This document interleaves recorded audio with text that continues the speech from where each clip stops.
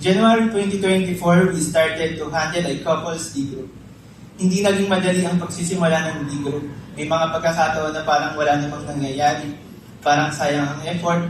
Pero God never failed to encourage us through that relationship na nabubuo at sa mga kwento kung paano na-experience ng isa't isa si God.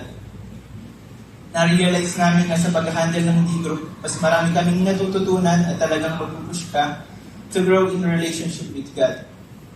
All throughout the year, may mga pagkakataon na nadidistract kami ng mga bagay na gusto namin. Sariling bahay, magkaroon ng anak. Nandun pa rin yung pressure at yung pain na minsan mararamdaman mo dahil hindi maiwasan. Na makita na yung ibang kasabayan namin may bahay na, may mga kaibigan at kaligab namin, may mga baby na. Pero God is faithful. Pinaramdam niya sa amin ang pagmamahal niya at dahil doon tuloy na kami sa mga pinapagawa niya. Truly, God keeps His promises. Last November, nakalipat na kami sa bahay na binigay ni God sa amin. Bukod dito, na-promote ako sa trabaho at yung dagdag sa sahod ko ay halos sakto para sa pagbabayad namin ng loan buwan-buwan. What's more amazing is that after many years of working abroad, umuwi na ang papa ni Hazel. Kaya may kasama na si mama niya sa bahay bago kami umalis. Everything fell into place. Pero God was not done. Last December, God surprised us with another blessing. Nalaman namin na buntis si Hazel.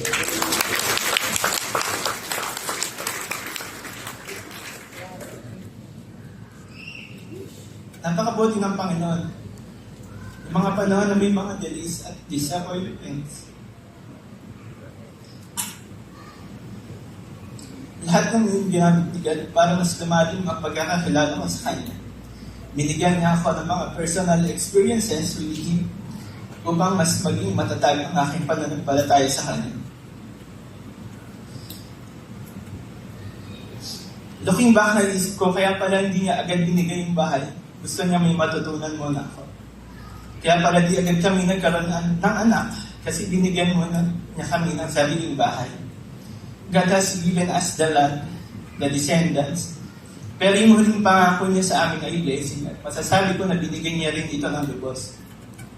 Hindi dahil sa mga material na mga bagay na pinagkaloob niya, but because the greatest blessing is His presence and His guidance in our lives.